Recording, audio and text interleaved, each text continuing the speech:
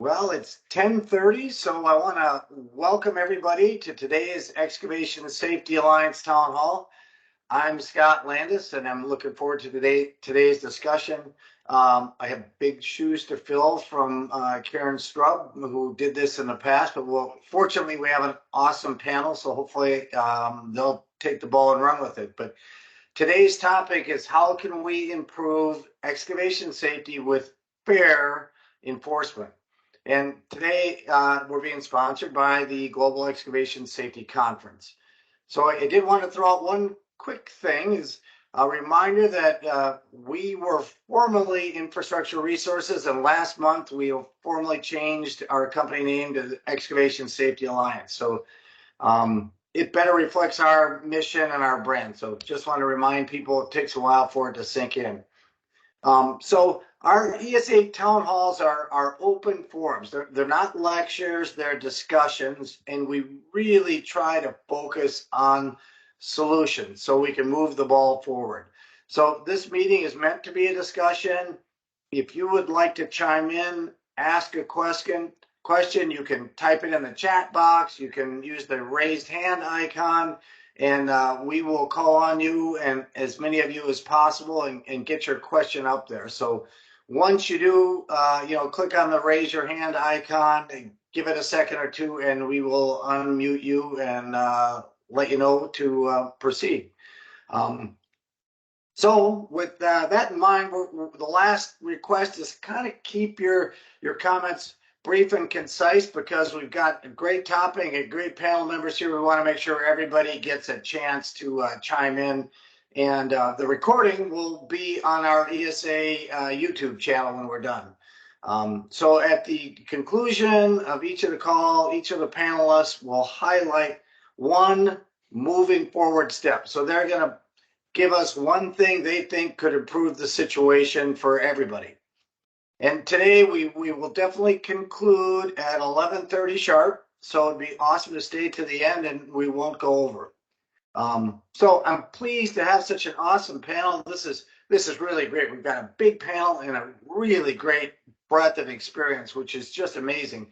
So we'd like to start out with real quickly have each panel member just give a brief summary of their background so the audience really knows who kind of has done what your experience is, and maybe where they want to aim a specific question. So I'm going to start out with John, and then we will go to Shane. So John, fire away. Good morning, everybody. John Haas from VEIT Companies. VEIT works in, predominantly the upper Midwest. My background is I started with a shovel in my hand in 2001, laying pipe. Moved out, all around the industry, and within VEIT and Mortensen Construction. Currently, I'm director of lean operations for our company. Help a lot of our resources with utility damage. I'm a member of NUCA, Minnesota Utility Contractors Board of Directors. I work with the Diggers Hotline in Wisconsin on their advisory board, and I work closely with our AGC and MUCA for legislative change in Minnesota. Awesome. Shane? And then we'll go to Stephen if he is here, otherwise we'll jump to Kemp. Good morning. I'm Shane Ayers. I'm Director of Compliance for Stake Center Locating. I started off in the field as well. Started as an excavator, and my dad was an excavator in Central Virginia. And then I was a utility locator in the field for a number of years, moved into compliance and quality audits. Then left locating and did about a 14-year stint with the Virginia state government for the Division of Utility and Railroad Safety. I was deputy director there, and then left there to return back to my locating sort of roots, and I've been with Stake Center about 5 years now. Great. Then we'll go to Stephen, who has joined us, and then Kemp.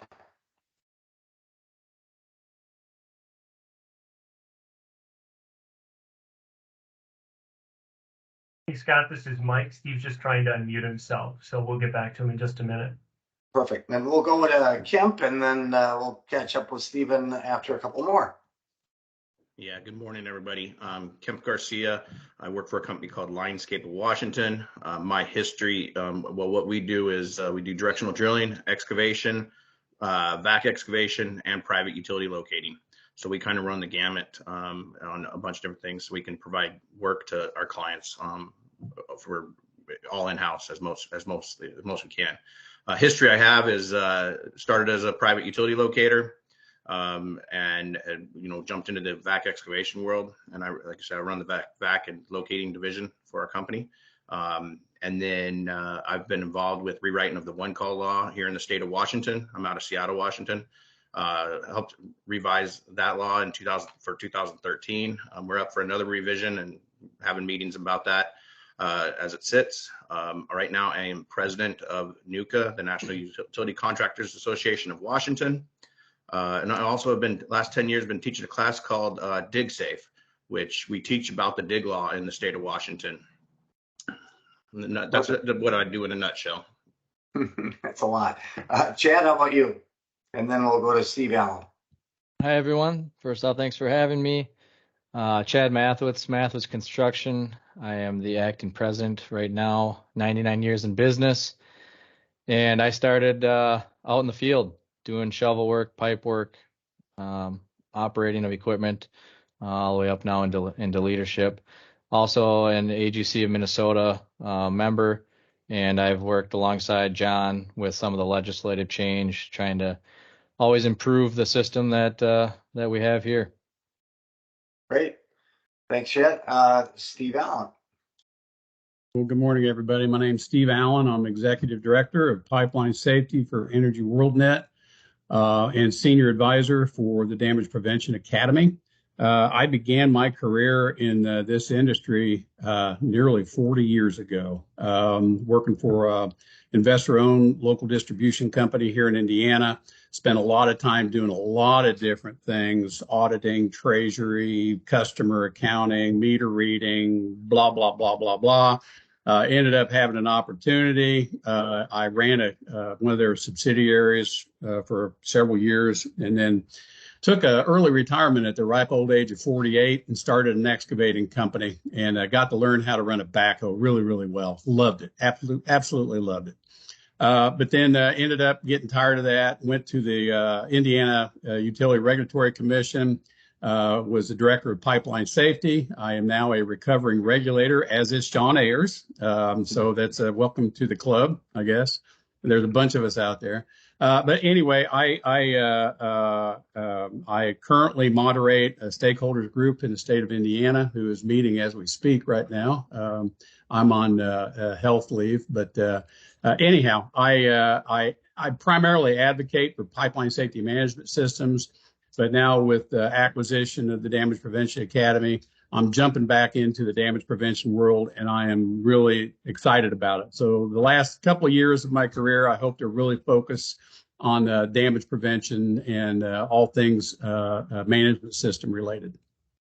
Excellent. Okay, great. And Stephen, how about you?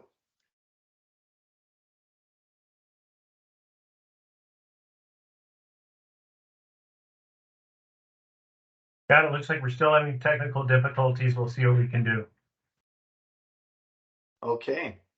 All right. Well, when Stephen gets unmuted, we'll let him chime in. Stephen, when you get that worked out, maybe you can do a short thing on your background when you're answering the first question. And so we'll kind of move on to this question to really get things rolling. We're going to start out with Chad and kind of go down the line. So the first question is, can you briefly describe how enforcement works in your state or the state you work most frequently in? And then as a part of that, do you think it's fair for all stakeholders, at least from your perspective? And what would you change about it now? So again, we'll start out with Chad. Yeah, thank you, Scott. So we mostly do work in Minnesota, but enforcement seems to be kind of an after the fact, chasing your tail type enforcement in most cases that we encounter. They do make themselves available in communication circles, but there really isn't much enforcement until something happens. And that's kind of what's very frustrating about the whole system. So with that, one thing I would love to see change is to have better enforcement from the beginning. I mean, find the problems early, work on those problems throughout the process instead of having to just try to chase problems after they've already happened. That's a great point. And then for everyone else, so who actually does the enforcement? Who's responsible? What agency or group in Minnesota? Minnesota Office of Pipeline Safety and GSOC, Gopher State One Call, are kind of the two agencies we use. Perfect. Okay, thanks. And Kemp, how about you? Yeah. So first off, right there with Chad is I think actually the best bet is to try to have communication before we get to the enforcement portion of it, right? Is so we don't have to get to that route, but ultimately it's something that we do need to have. So what we have in the state of Washington is what's called the Washington Dig Law Safety Committee. It's a voluntary complaint process that either side of the fence can, either the utility or the contractor can file a complaint against the other, and it's heard from a volunteer board.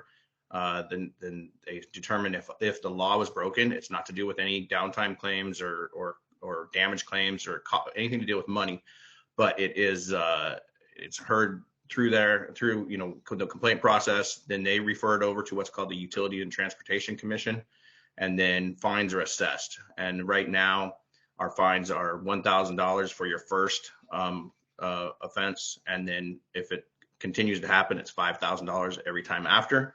I talked about dig safe. They do actually on that first offense, they recommend that that company, whatever company it may be, with a reduced fine cost, they take that dig safe class. So that's a process we've been going through. It's like I said, it's voluntary, it's not mandatory, but last I heard, since we've been doing this since 2013, there's been well over $200,000 in fines, and now that money stays for education around the dig law and safety around damage excavation.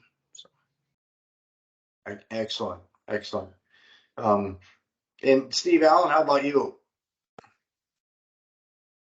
Okay, so in Indiana, our dig law is really based around natural gas and hazardous liquid pipeline damages, and nothing happens until there's a damage. All right, and every damage that occurs to a pipeline, the operators are required to report that up to the Indiana Utility Regulatory Commission.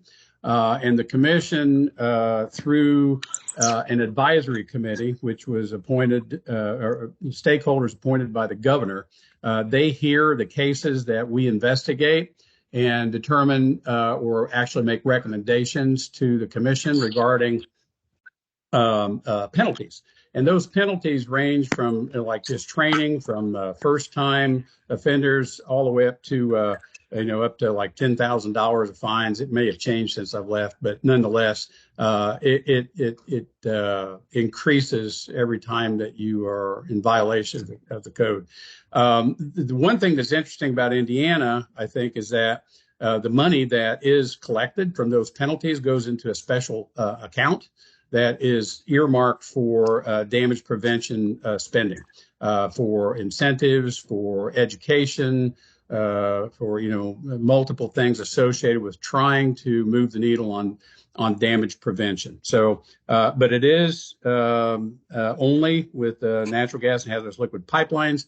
I think on an annual basis, the state, I think, levies somewhere around $2 million of fines associated with the one call law. But I do want to point out for the natural gas and hazardous liquid side of it, in most states, it's the pipeline safety program working for the state commission that enforces or at least WISE is responsible for investigations. PHMSA, long time ago, started on us about, look, if you have a violation to the one call law, you need to look a little bit deeper, because chances are you probably also had a violation of the minimum pipeline safety standards, and you need to enforce based on that. And we did that. We started doing that. And I think over the last multiple years, 5-10 years, we've probably levied, I hate to even guess, probably $7-8 million worth of fines with operators. So with all that being said, we have moved the needle on natural gas and hazardous liquid damages. We just haven't been able to move the needle on everything else. Okay, great. Thanks, Steve. Shane, how about you? Well, Stake Center operates in 48 different states, so I've seen a lot of different programs. My home base is in Virginia, and Virginia's program is pretty robust and has a lengthy history dating back into the 70s and into the 90s when they first began enforcement. But if I were king for a day and I could wave my magic wand, I would say that the biggest thing is that for fair and effective enforcement to occur, all stakeholders have to be involved. And this kind of dovetails into some of the comments that some of the other panelists have already said. It can't ride solely on the back of the natural gas industry. It has to include all operators. But not just all operators. It has to include all excavators. It has to include utility locators. It has to include the one call center. It has to include the DOT departments. It has to include the PUCs. I mean, all the stakeholders that play a role in damage prevention have to participate in the enforcement recommendations and how that program is administered if we're really going to be effective. So what I guess I would change across the country is that we have all of these efforts into CGA and other organizations like that, but we have not a lot of consistency in how enforcement actions, remedial actions, and public education and training are conducted when it comes to enforcement actions. And I would bring some consistency to that. Excellent. Okay, well, we do have a question in chat, but I think we want to run through everybody quick before we do that. So, Stephen, how about you? Yeah, thank you. Stephen Giambrone, sorry for the delay there, having some issues, but where there's a will, there's a way. So Stephen Giambrone, Louisiana Office of Conservation. I'm the Pipeline Division Director. The Commissioner of Conservation, who's appointed by the governor, is the authority in Louisiana for enforcing the dig law on pipeline right-of-ways. And so we took that over in late 2017. Our program we do the complaint-based program like probably all the other enforcement programs operate, but we also do some proactive enforcement, what I call proactive enforcement. We have 23 agents statewide for our pipeline safety program. And I have 2 individuals who are designated as primarily damage prevention enforcement who actually actively patrol dig tickets. They will go to, they'll pull up the dig tickets for an area and go spend a day in a town or a couple different towns or a metropolitan area.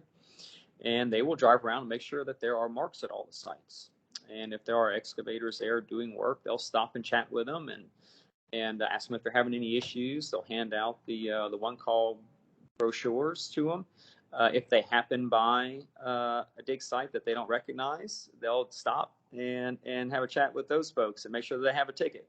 And if they don't, we'll shut it down and give them the one call brochure, for the education part of it.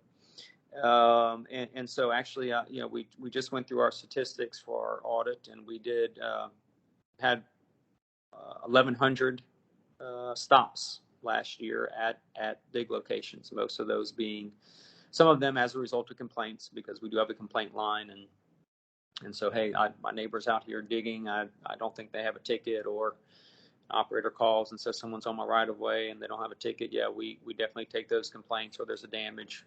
We do try to use any one of our 23 agents statewide to do that. And the other 21 who aren't primarily damage prevention also will make stops from time to time. They might take a week and just go patrol an area. So we do a lot of proactive enforcement. We issue a number of citations. We issued almost 100 fines last year, but our fines are not the we didn't get anywhere close to $1 million. Let me put it that way. They are minor fines. As offenders become repeat offenders, those fines will increase with time. The program has been fairly effective. We're kind of following the national trend right now. We were in a pretty good decline there for a while, but we're starting to creep back up slightly. Our damage rate for 2022 was 2.7 damages per thousand. We had that down to 2.4. When we took over enforcement, or the year that we took over enforcement, the damage rate was 3.9. So we've managed to bring that down. It's going well, but we're always looking for new ways to bring those damages down, right, and try to be more effective and more efficient. Great. Okay, that's perfect. Thanks. Now, John, your turn. Thanks, Scott. Yeah, so like I said, VEIT works in the upper Midwest, and the two big states we work in predominantly are Wisconsin and Minnesota. And to piggyback on what Chad was talking about for the Minnesota enforcement, I see a big difference between Wisconsin and Minnesota. What they're both similar, though, is they're both complaint-based systems. So I don't think there's not a lot of proactivity with us getting out there in front of these problems. So I think that is that's a kind of a sticky situation, especially for a company like VEIT when we work for utility operators specifically, right? And so we're kind of biting the hand that feeds us if we start kind of complaining against utility operators. And we talk about the communication and the collaboration between the stakeholders. Again, we kind of alienate each other if we're telling on each other and using that method of enforcement or method of complaint-based system. It's really tough. For Wisconsin, I'm not a big fan of the way we do it in Wisconsin, because it's a written complaint-based system that by the time the process kind of goes through the whole life cycle, it could be 3-4 months before that whole complaint is kind of heard, vetted out, enforcement applied. So for acute problems, I don't see us using Wisconsin. We don't use it because it's not, by the time that problem's fixed, we've already had 300 other problems that we've had to deal with, and it just becomes white noise. So I'm not a fan of the way Wisconsin does it, because it takes so long. I'm a bigger fan of knowing, working with both states. I can contact Minnesota Office of Pipeline Safety, who's kind of the umbrella of Department of Public Safety. And we can get some more acute problems figured out immediately, which is going to keep us safe, right? And, if we're having missed marks or, late marks or no marks or stuff like that, I can have a better action, which keeps our guys safe. If I'm king for a day, I want better enforcement and compounding enforcement with poor mapping, right? Again, from my perspective, poor mapping data is the root cause, right? It's the root cause. If I don't have good mapping data, I can't share that with the engineers. Engineers aren't, getting good plans out for drawings. Change orders come, delays come. You're rushing crews. Facility operators or utility owners aren't sharing good mapping data with locators.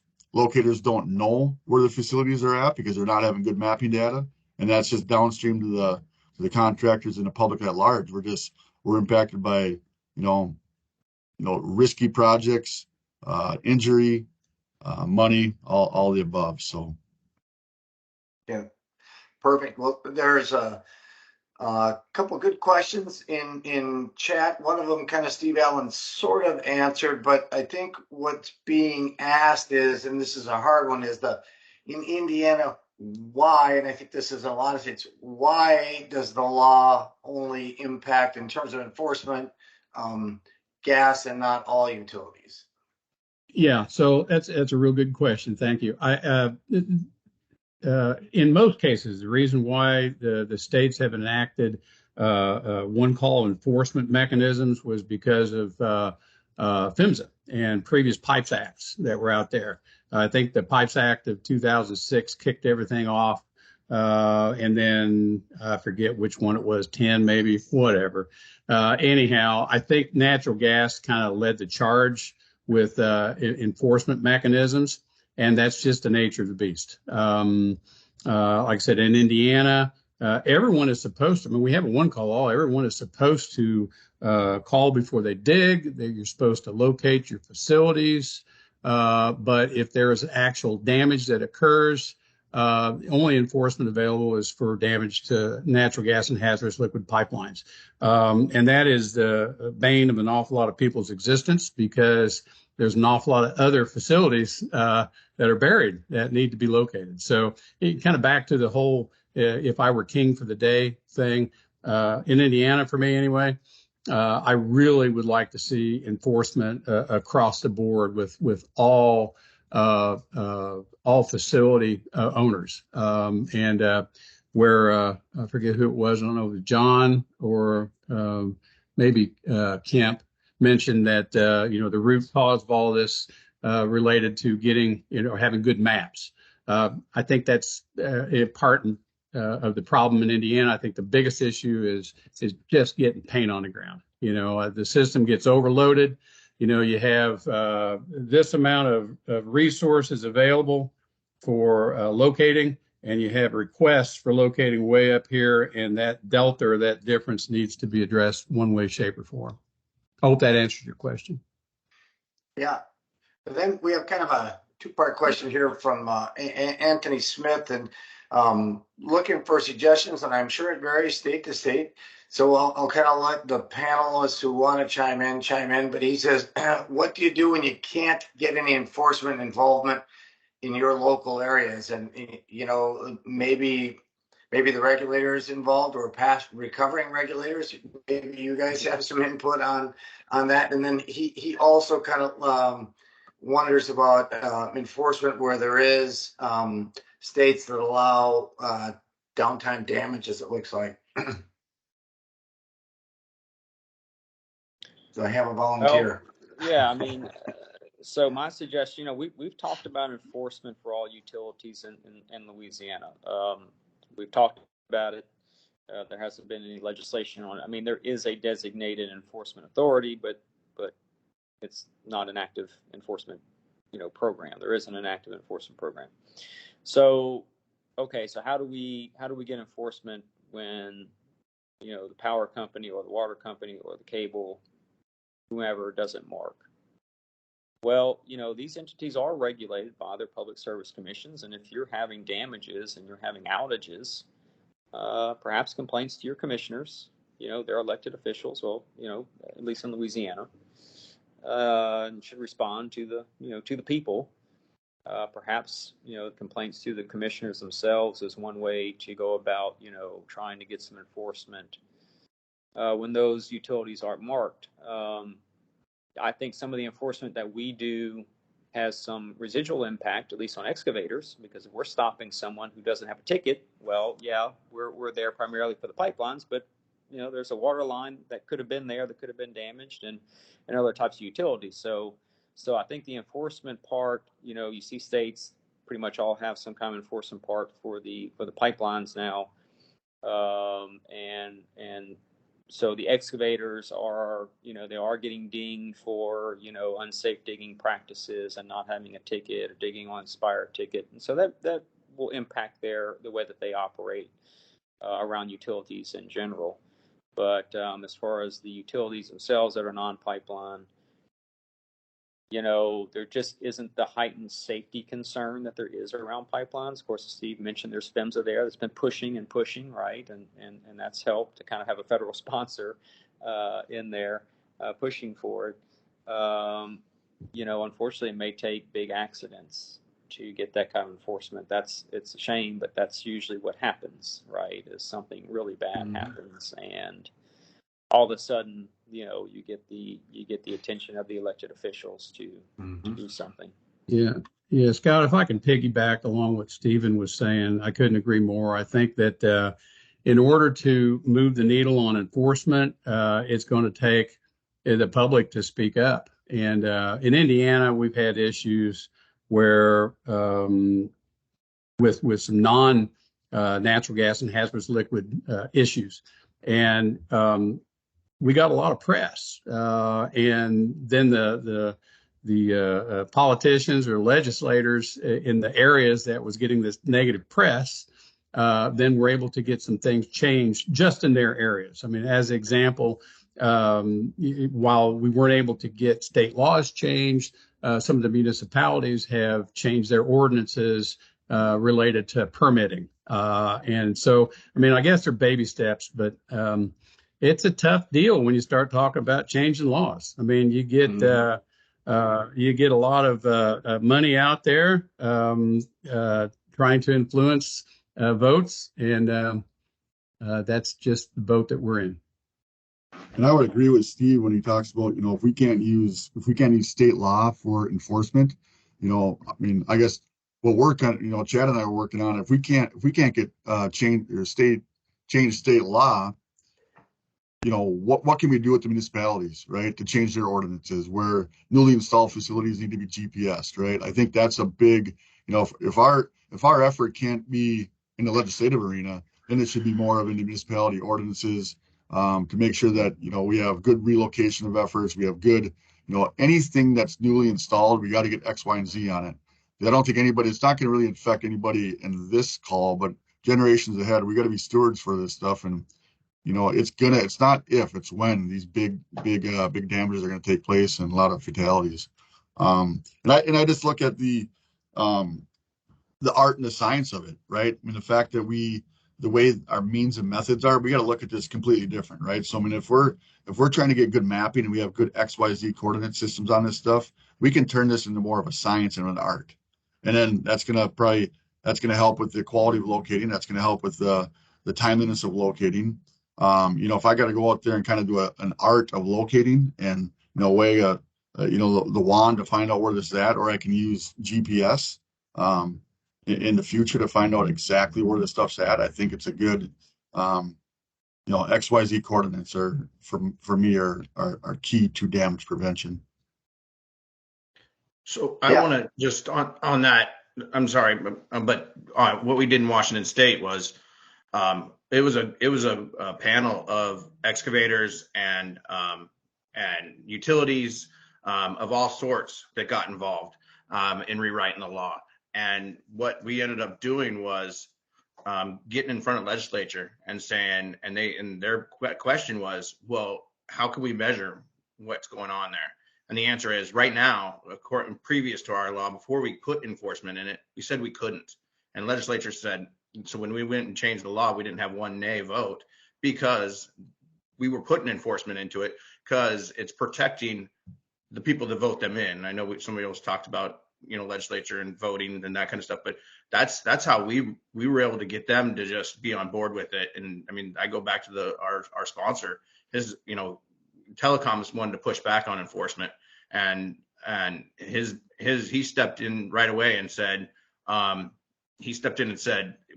if my telephone goes out or my internet goes out, that's a big problem in my house. It may not go boom, but it's a big problem in my house.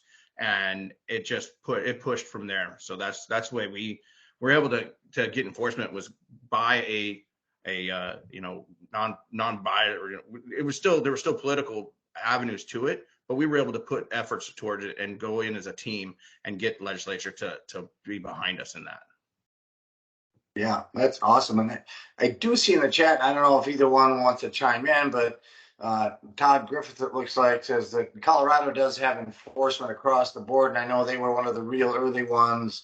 I think the first one to really do the equivalent of dirt across all utilities in their state. And also Lisa McKnight is mentioning that, Georgia has enforcement for all as well. And I know she says a little bit later, for those who aren't following the chat, that they're hesitant. Sometimes people are hesitant to file the complaint, and until the complaint is filed, it looks like not much happens. So I don't know if either one of you want to jump in and say anything, but you sure can if you raise your hand.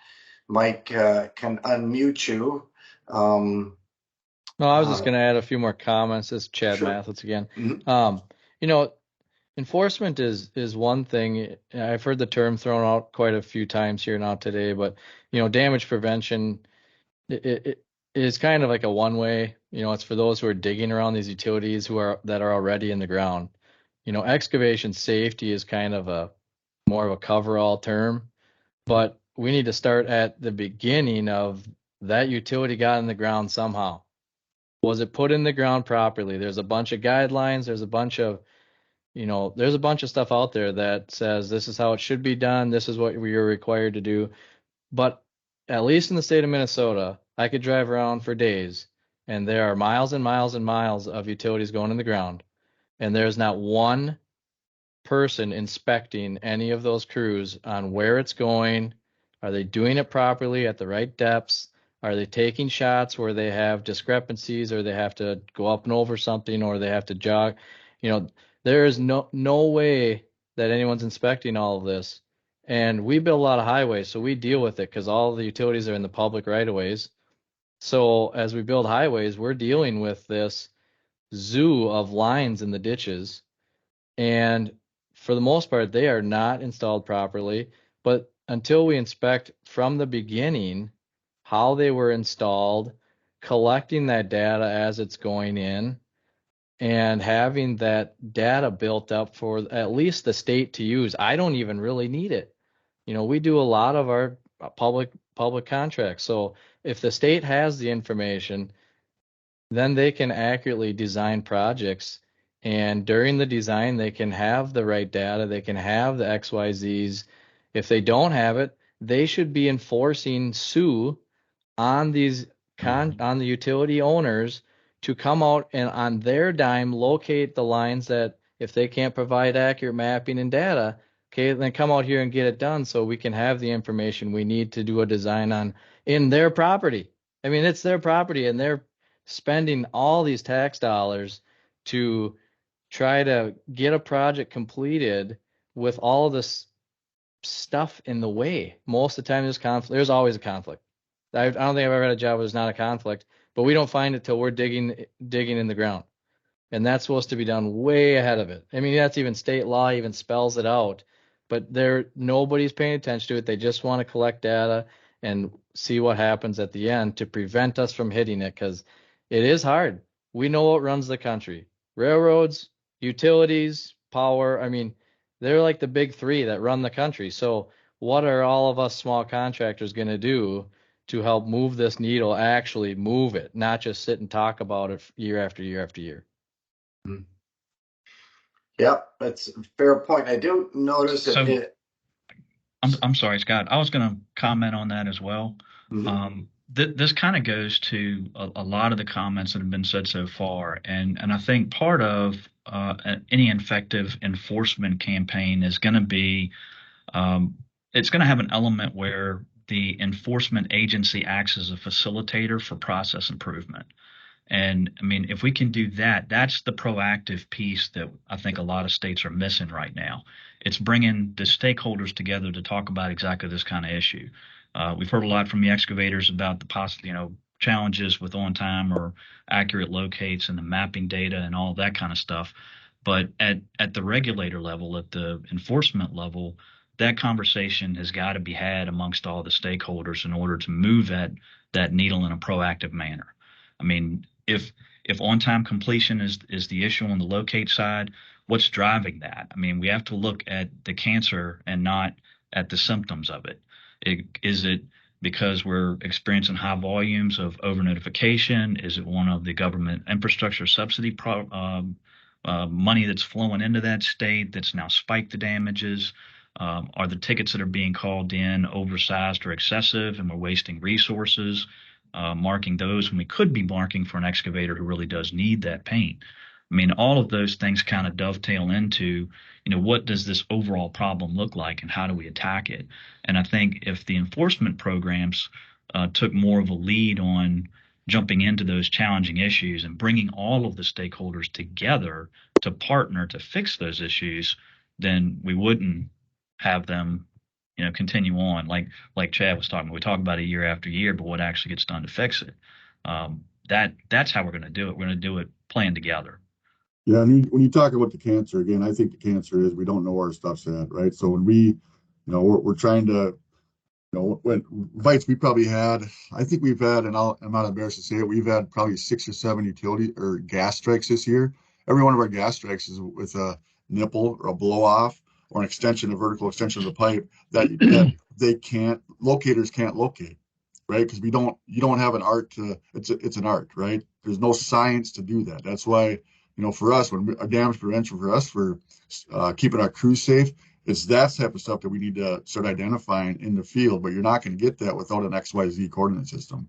Without saying, I know exactly where that nipple is. I know exactly the vertical extension of it and how far it goes up, and then we can have our tolerances and what have you. But I think, again, I couldn't agree with you more. What is the root cause? And again, I'm going to beat that drum again. The root cause is we don't know where our stuff's at. And until we find out where our stuff's at, we're going to be struggling with this. And I think there's a good way for contractors. Every big contractor out there is utilizing GPS. Every one of us. There ain't no big dog out there that doesn't have a GPS, doesn't have a rovers on site.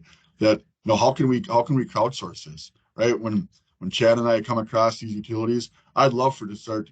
I'm going to shoot that data. I'm going to send it up, and let's start gathering this database. And again, I don't need it, but I want the states to have it. I want the engineers to have it, so we can start having our planning. Right? Safety is all about planning. If I can plan out my work in advance and safe, we're gonna just better in the long run. Mm-hmm.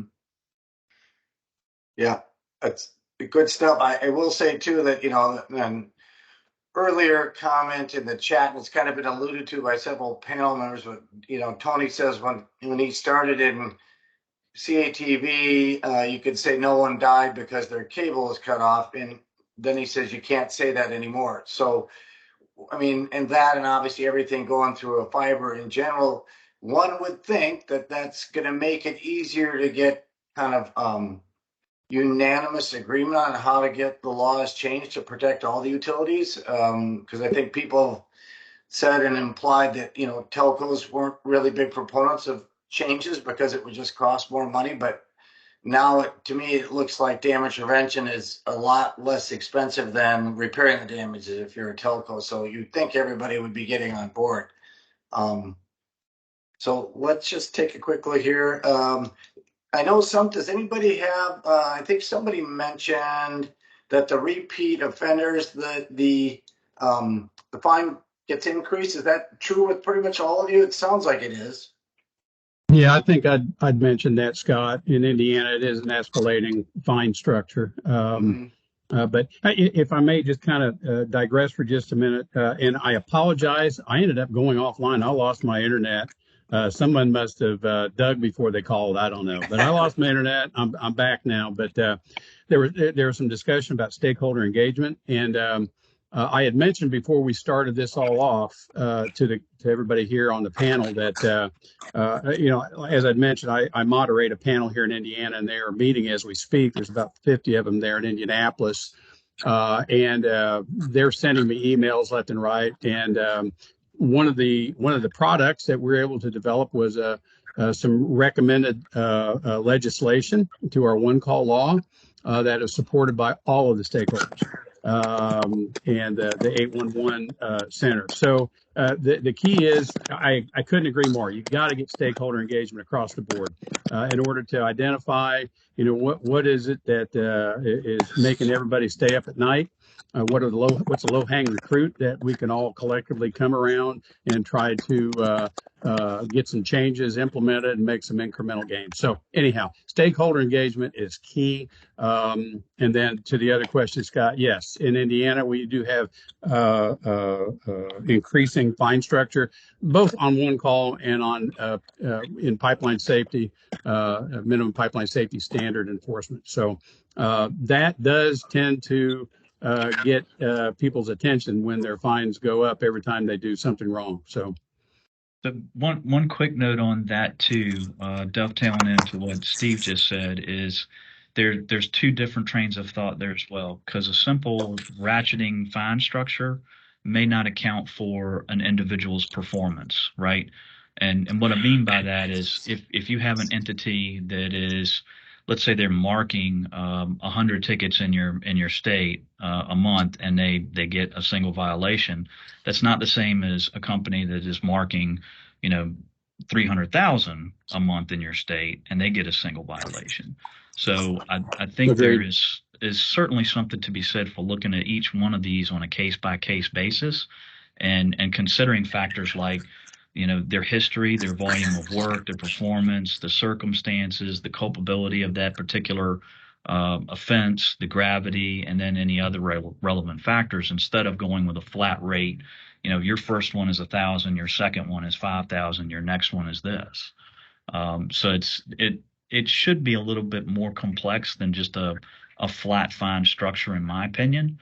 And I know there's a lot of folks out there that share that opinion, but it should look at, the educational efforts of the company. What are you doing to train? What can you do to improve? What kind of remedial actions could that respondent have to enhance their own performance and their own programs internally as well?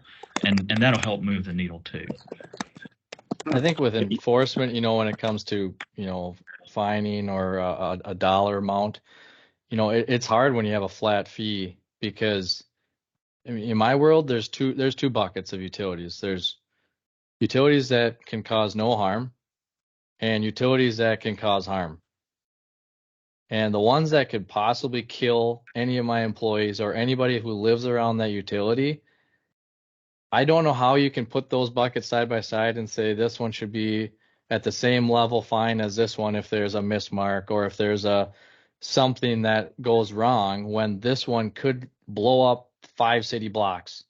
But this copper phone line or this fiber that runs through there, sorry, you're going to lose internet connection for maybe a day or two. Like there's two different, buckets, and, I have a lot of issues with the one that can cause harm, because my people are the ones digging around it. And if it's not properly marked or not marked at all, we just had this happen last week where it wasn't marked, and it was a 10-inch high pressure gas main, and we're doing ditch cuts. We came within a foot of it, but the mark was 100 feet away.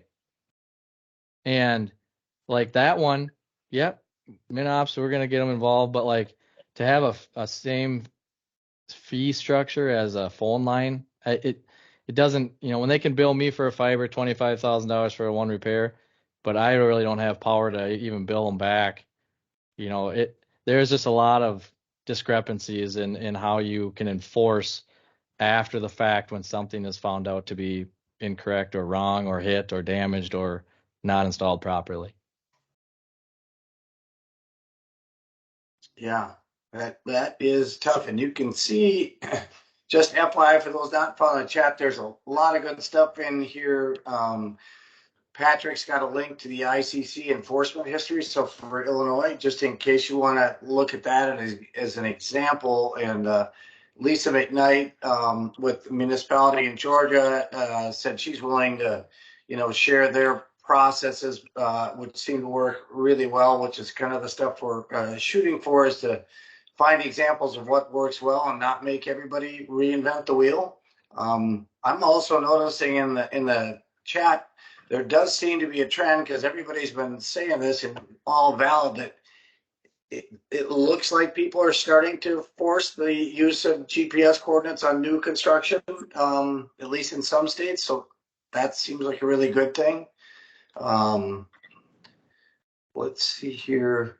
And I think it's now 11:18. So I have a sneaking suspicion that most of the kind of the what would you do next comments are maybe going to take a little more time. So I think we probably will move to that, and I will also still try and weave in, any questions that pop up. But if we go down the line with everybody in terms of what, it's interesting, because I'm guessing some of you on the panel may have changed your thoughts a little bit in terms of what you think is the best thing that can be done to make enforcement fair and to make enforcement actually impact damage prevention and excavation safety. So again, kind of the back to the king for a day. or advice to somebody who's in a state where they're in the process of revising the law, what would you suggest gets woven into that law that would make enforcement fair and effective? And I don't know if I guess we'll do voluntarily to see if anybody wants to go first on the panel. Does anybody feel like they want to jump in first? I think Alan comes before Ayers, so I'll go ahead and jump in. So, yeah, I think really, and we talked about this before, it's really all about enforcement for all. You can't just enforce on gas like we do in Indiana. There's got to be enforcement across the board. And then as far as actual application of penalties and enforcement, I want to kind of piggyback on something that Shane said, that it's not one size fits all. And there's lots of factors that should be taken into account. And that's exactly what we're doing on the gas side in Indiana. The advisory committee, which is made up of representatives from all the stakeholder groups, that committee makes recommendations on fines and penalties to the commission. So that is a nice safety net, I think. But there's got to be enforcement for all. And secondly, I think I really don't like the idea of there's only enforcement after there's a damage. I mean, it's got to be enforcement on the front end. You got a law, you got to follow the rules, period. Don't wait until something happens before you enforce. Great point. Well, since Steve started off with the alphabetical thing, I guess then we'll jump to Shane. Well, Steve's always real shy too, so there is that. I agree with Steve. I think as far as action forward goes, I would say involve a committee of stakeholders that is evenly composed. And by evenly composed, I mean down to the number of people that sit on that panel. If you've got 5 utility operators, then you should have 5 excavators, or 3 utility operators and a locator, 3 excavators and 1 person that sits on the board for contractors or something like that. That mix is very important because all stakeholders need to have an equal voice when it comes to looking at these enforcement actions, so that all sides can be considered equally. Okay, great. Well, let's see. According to my knowledge of the alphabet, it looks like Kemp is probably next.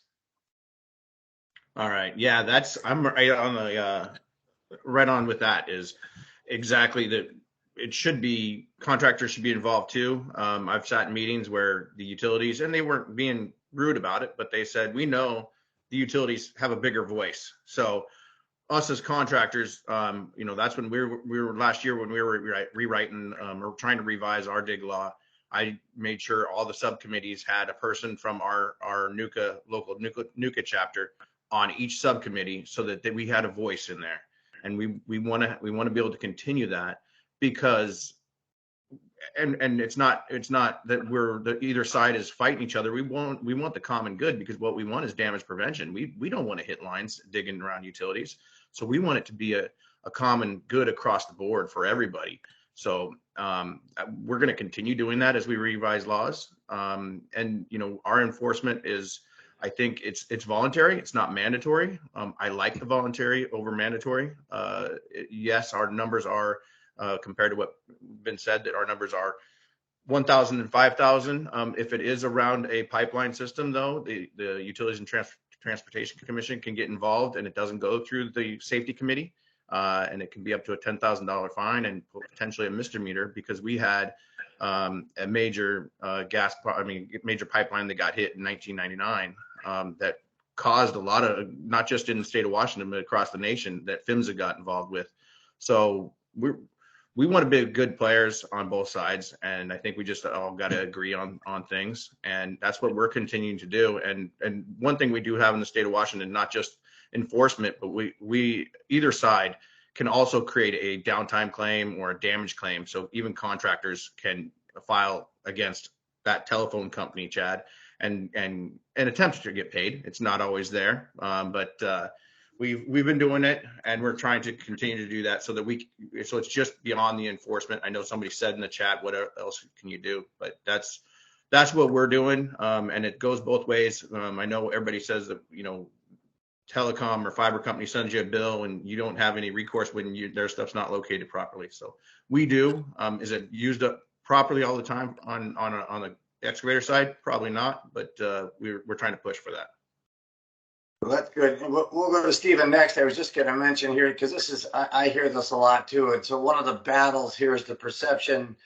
There's a comment in the chat that, facility owners are big, all in caps, political contributors compared to contractors. So facility owners use their influence to attack contractors, homeowners, landscapers, plumbers, et cetera, more than facility owners. Now, that's kind of a blanket statement, but it usually those things come from being true at least some places. So I think from what I hear, though, the trend is starting to go the other way. It sounds like people are trying to, on all levels, make this better and more fair. So that's kind of, to me, an awesome thing. So then we'll go to Stephen with your silver bullet coming from the regulator side. Well, I'm not gonna comment on who has political power. I'm gonna stay away from that one. But if we're talking about fair enforcement for all utilities, yes, I've heard the complaints from the excavator who says, if I damage this pipeline and it's properly marked, I get written up. If I go out there and I hit a water line that's not marked and my job's shut down, I have no recourse. I get it. I understand. We all know that there should be a fair enforcement of all laws, right? I mean, we all want that. I don't have that silver bullet, other than if it becomes, such an issue that the public, there's an outcry from the public because, hey, we've had, water knocked out to our town. We've had, 3 boil advisories here in the last 2 months because the main for the town's been knocked out, and no one seems to be held responsible for this, right? That's where that will come from. Now, if we're talking about fair enforcement between excavators and operators, which PHMSA is big on for our enforcement programs, that we have some type of fair enforcement where the citations aren't 90-10 against the excavators. And the operators themselves will file reports every year with the states and with the federal government, and they all pretty much say, yeah, we're responsible for about 25% of the damages. 25% of the damages, by the operator's own admission, are generally due to mislocates or no locates. That comes off their annual reports. And yet you see the citations are issued 90-10, right? And because for the most part, citations are based off complaints, and who's willing to file the complaints? It's the pipeline operators and not the excavators who, want to work for these pipeline operators, right? So they're not really willing to file the complaints. And so PHMSA has certainly strongly suggested to the states to do a little bit more on that end. Our proactive enforcement, if a facility isn't marked on the mark by time, we're going to write them up. The issue is, we can go out there and do 1,000 on-site inspections, and as long as there's paint on the ground, we don't have X-ray vision to tell you if it's accurate or not, right? So unless the line gets damaged and it's outside the 18 inches, you don't know if it was a good mark or not. The truth of the matter is, and the excavators will tell you this, there are a lot more laws that the excavators have to follow than there are for the utilities have to follow. They have to be members of one call. They have to mark accurately and timely. And that's pretty much their requirements. If I'm an excavator, I have to have a ticket. I have to wait for my mark by time. I can't dig on an expired ticket. I have sometimes a certain amount of time with which I'm supposed to start digging on that ticket. If I hit a line, I've got to notify state police hazmat. I've got to notify the operator. There are just more regulations for excavators to have to follow, and there are more opportunities, quite honestly, for us to write them up. So they do get cited more for that reason, but also because they don't file the number of complaints that pipeline operators file. So if we're talking about something that could really move the needle in terms of fair enforcement between excavators and pipeline operators, excavators being willing to file complaints against the pipeline operators is the biggest thing that they can do there. Us as a regulator, we can go sit down with a pipeline operator and say, let me see all your damages, and I'm going to choose 10 of them where you mismarked, and we're going to write you up for them. We can do that. But that's only going to get you so far unless we're just willing to say, well, you know what, we wrote 100 citations against excavators last year. We're going to make sure we get 100 against pipeline operators this year. Give me 100 damages that you mismarked, from these 5 or 10 big operators, and we're going to write y'all up. And we could do it that way, and the numbers would add up. But yeah, okay, well, that's good. Now let's see. We need Chad and John, so we're kind of closing out back to back with the excavators. So we'll hear your silver bullets first. You, John, and then Chad, and then we'll wrap things up. Thanks, Scott. Yeah, I think Shane talked about it very eloquently. The representation, balanced representation on enforcement is huge, right? The silver bullet, again, guys, I'm going to keep on my stump, is mapping. If we can enforce good mapping, again, the downstream effect of poor mapping to the engineers, to the locating firms, to the excavators is it, right? We have hit our strikes this year are from poor mapping, hitting a nipple, hitting a bend, something like that, an extension of the pipe. That's where all of our strikes for gas mains are at, right? When I look at the some of the 80/20s, the dirt report that says 80% of the strikes are because of contractor's fault. We have a software called HCSS Safety. We summarize all of our utility strikes. We have about 30 utility strikes this year.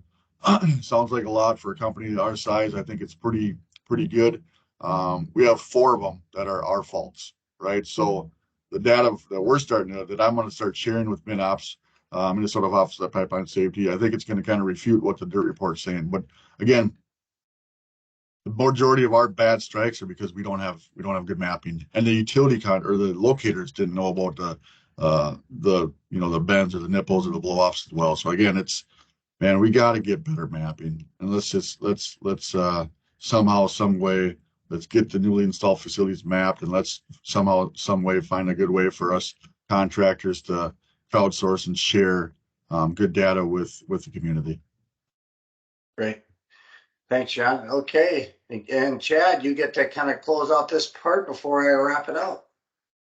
Yeah, John and I share a lot of similar concerns, and that's because we work in the same areas. But, mapping, GPS requirements, and SUE. I mean, requiring SUE would just help, I think, the whole picture for everyone involved. I mean, if they were to start doing this process, collecting data on newly installed, collecting data on where they have a permit for design or for installation, and they're trying to design new jobs through there, okay, do SUE, but start it in small areas where you're asked to, hey, give us information on where your stuff is and make sure it's accurate. Give us GPS coordinates. We want to make sure that this project goes well, and you guys don't have to come out and fix anything, and try to stay ahead of the game. So I think SUE is really the main thing we need to start pushing. But if they start doing that as a utility owner, I don't think that the ticket volume is going to get worse for them to handle. If they start digitizing their stuff, I think it will be easier for them to get information out to the state or even to the excavators for an area that they might be working, especially ones capable like John and I. We're large contractors in the state. If we put a one call ticket in and we do a meet, hey, you guys have any digital files for us? I mean, then your locators wouldn't have to come out as often because we know where stuff is. We know the height of the depth. We know where it is. Let's work together on making sure that everything is known. I mean, we don't know where it is, and we want to make sure we don't hit it. So I think, the whole picture as a whole, the lack of locators to do it, the ticket volume, the not knowing where stuff is. I think if SUE just starts coming into play for everybody, that I think it's just going to improve the whole system as a whole. And I'm just going to add one more thing to Chad, what he's talking about. OEMs, so Caterpillars, Komatsus, John Deere's, all those folks, right, they're looking at damage prevention as well.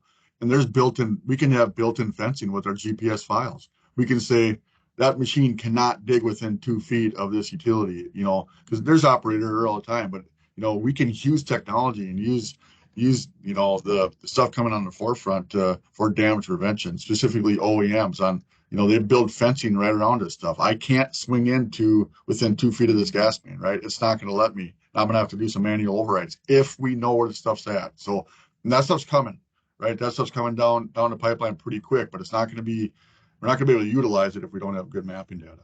Mm-hmm. And just one aha moment I'll end with. The fact that farmers know where their tile and their fields are to just drain water is at a more accurate level than the utilities that run the country is something to just understand. Yeah, that's a great point. And a kind of a good thing to close on for sure. One of the things that I would recommend is, this has been obviously awesome conversation, but for those of you who haven't, take the time later, run through that chat log, because there's a lot of things we couldn't get to in there. Some people making some great points, some really good connections and links, and so that's extremely valuable. So I just want to point people there and thank everybody again for participating and sharing your thoughts. This has been really awesome. And I also want to let you know that Brenda's going to drop a link to the survey into the chat, and it would be great if you could just answer a couple of questions so we can keep making these better and hit the right topics, because again, we are really trying to focus on solutions, and rarely are solutions overnight, but we really want to stay focused on them. And if you want to get a free copy of our 2023 Excavation Safety Guide, the print edition, put your mailing address in there. And I'm also going to put a plug for not just our September town hall, but November, kind of based on what John was saying, is the Fiber Sensing Association has a panel together for us for November, and they're talking about the technology of this fiber cable in the ground that's existing can actually sense a shovel and all kinds of other things. So it's a little bit on the same vein of what you're talking about. A lot of this technology is there and coming fast. So I will also again plug the September one, kind of going back to Chad's comment. It's on how to prevent damage to pipelines and cables on farms and ranches, which is obviously a really important topic for most people.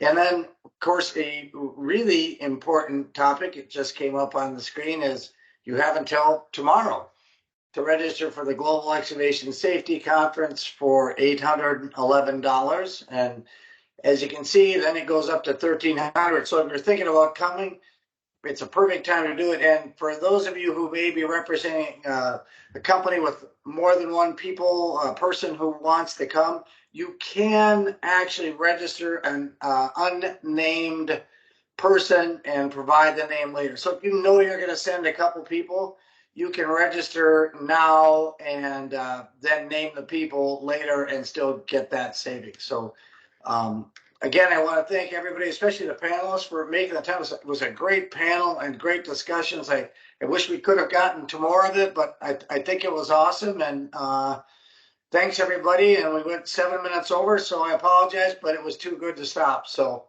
anybody, thanks, and everybody stay safe. Thank you. Thanks, everybody. Thanks, everybody. Be well. Stay safe.